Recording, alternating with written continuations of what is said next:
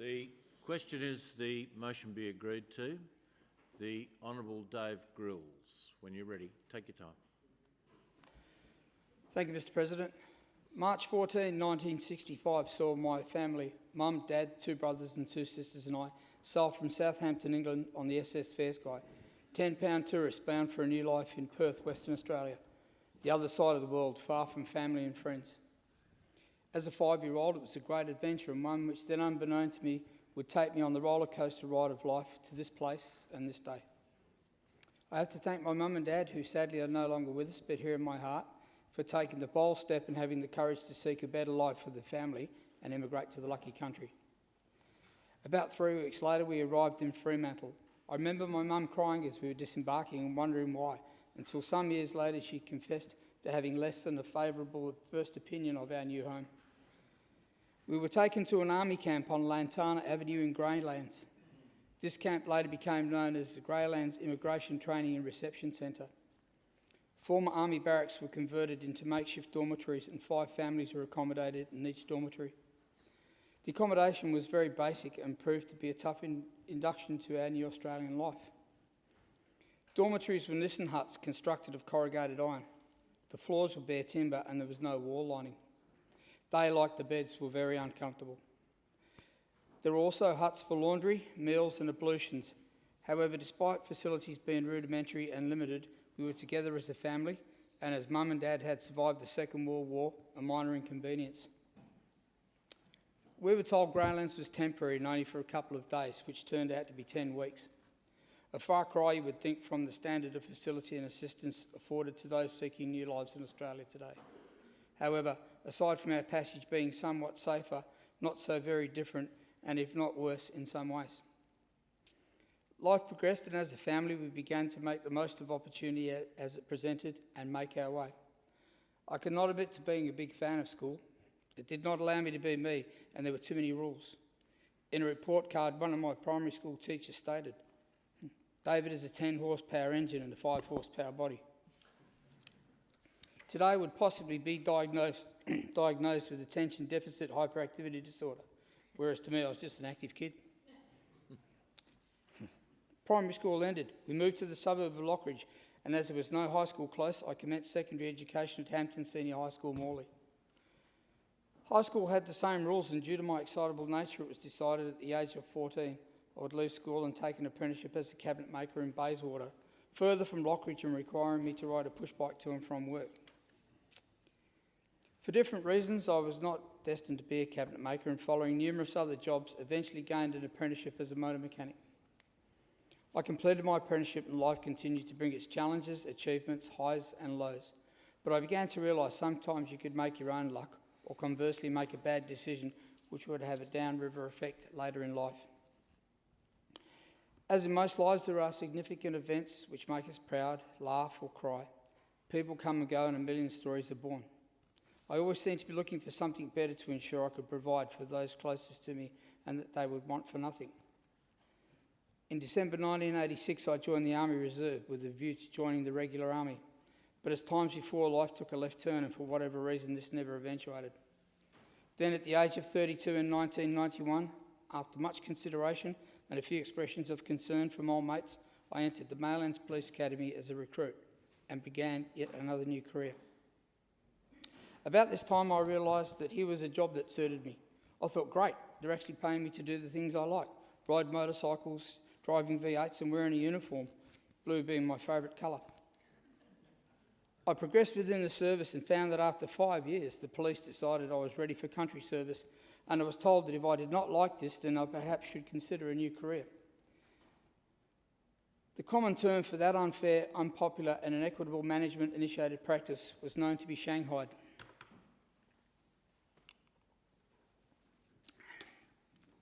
The level of personal discontent caused cannot be understated, but in true military fashion, I soldiered on and moved without my family to Narrabeen for my first country posting.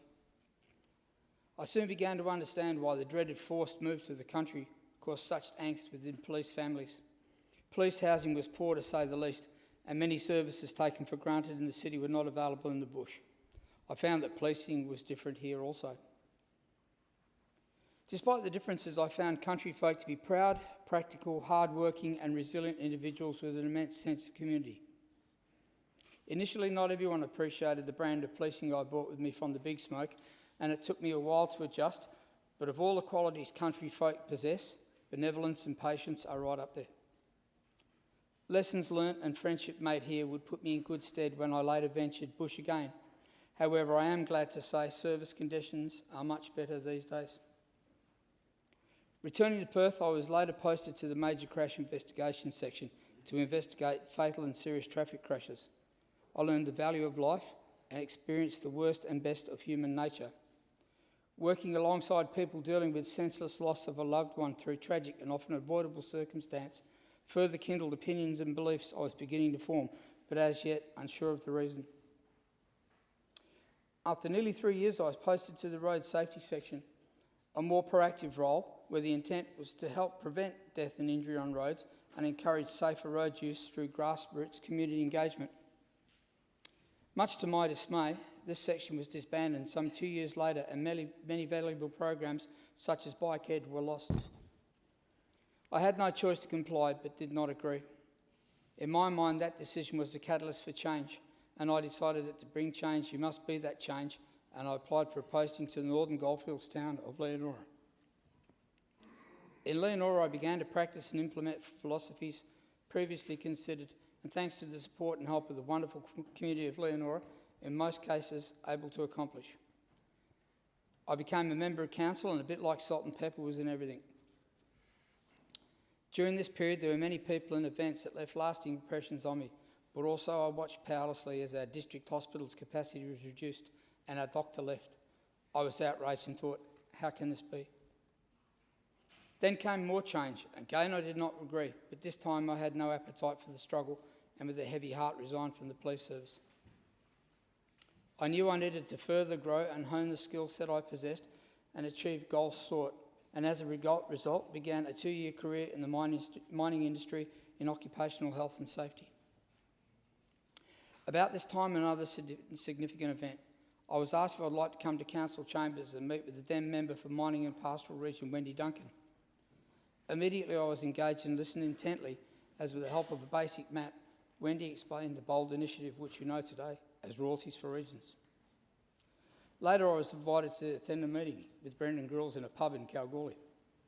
I understood his vision and shared his and Wendy's passion for regional WA and how it would be achieved through Royalties for Regions, and became a member of the WA Nationals. I felt the pieces had fallen into place, and here was a vehicle I could use to channel and focus my wish for a better regional WA.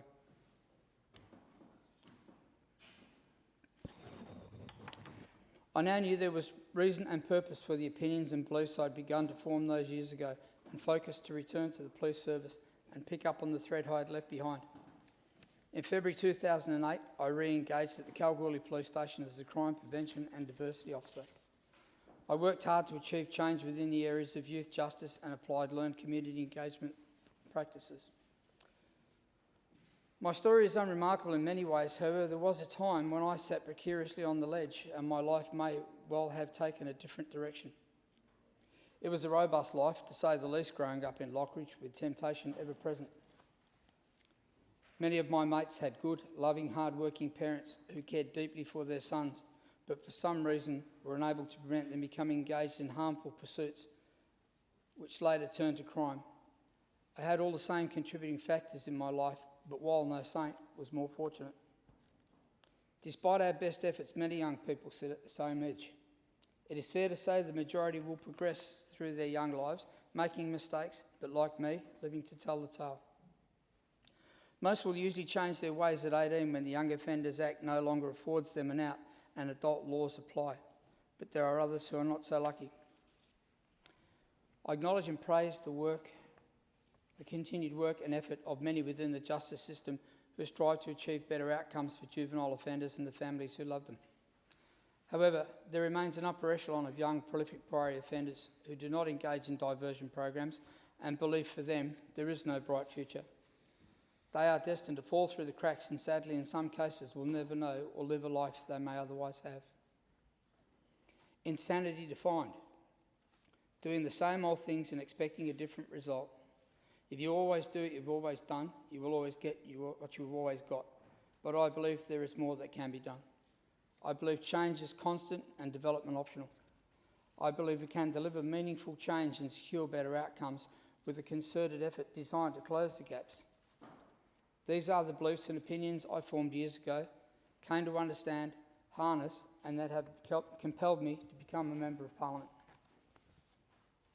This said, I feel there is a desire for change and a growing groundswell of support as recent media, political and judicial comment attest. I've been fortunate in being able to take my place in Parliament earlier than fellow members-elect and have used this time to travel and speak with people in some of the communities within my mining and pastoral electorate. During those travels, I've seen firsthand and heard many stories of how Royalties for Regions delivers opportunity for change. I've been fortunate in being able to take my change. Unfortunately, not always with everything or in the manner we would all like, but as I said, country folk are proud, practical, hard-working and resilient individuals who are fierce defenders of community. I have been told by many whom share the city-based view that the bush now has enough town recreation centres and too much Royalties for Regions funding has been spent on projects less important than regional infrastructure such as roads. This is a nonsense. The greater need for regional development is not lost on communities, and many continually strive with neighbouring towns to find better ways to develop, keep existing families together, and encourage new families to make their homes in the bush. Therefore, I would be mindful of passing judgment without knowledge or making decisions remotely from the city. The very core elements which underpin regional towns and feed the spirit are found alive and well in dedicated community infrastructure. For many, they provide a place to come together, sharing good and bad times and be enjoyed in 1,000 different ways, because living in regional Australia should not mean putting up with second best or doing without. We must continue to support rural business in whatever forms it takes, from agriculture to mining and everything in between. We must provide opportunity for diversity and continued growth through self-determination. There is no panacea or quick fix, but to further reduce avenues for regional communities to access funding will achieve nothing more than to increase the existing hardship of many rural families. I'm proud to be a member of the West Australian Nationals and share in a better regional WA. Royalties for Regions will continue to deliver, not through pointless political point scoring, but from hard work, vision and continued good stewardship.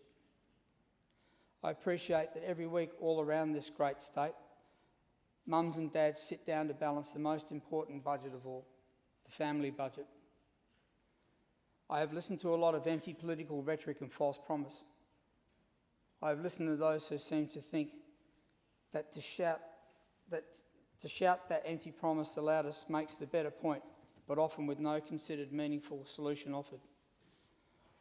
I'm not perfect, do not carry a magic wand, ride a white horse or shoot silver bullets, but I do share the desire and passion to do better for regional families. I've not achieved this on my own. There has literally been a cast of thousands who in one way or another have contributed to my life, touched my soul, and in their own way played a significant part in my journey. To them I say thank you. To Lisa, Charles, Margie, Dorothy and Francis, thank you. To my WA Nationals family, thank you. To the people who took the time to cast their vote for me, a most humbling and lasting experience, thank you. To all my wonderful and supportive family, thank you. To my beautiful and loving partner and daughter, thank you. I would also like to thank the President for his warm welcome and support, Council staff and staff from the Department of Premier and Cabinet for their kind assistance in getting the show on the road. To those members retiring, thank you for your contribution to Parliament, and whilst not yet an old hand, welcome to my fellow members. To those members who have welcomed me into the Council, thank you. I look forward with great anticipation to the next stage of my life, the journey I will travel, the experiences I will share, and the time I will spend working to faithfully serve the community of Western Australia. Thank you.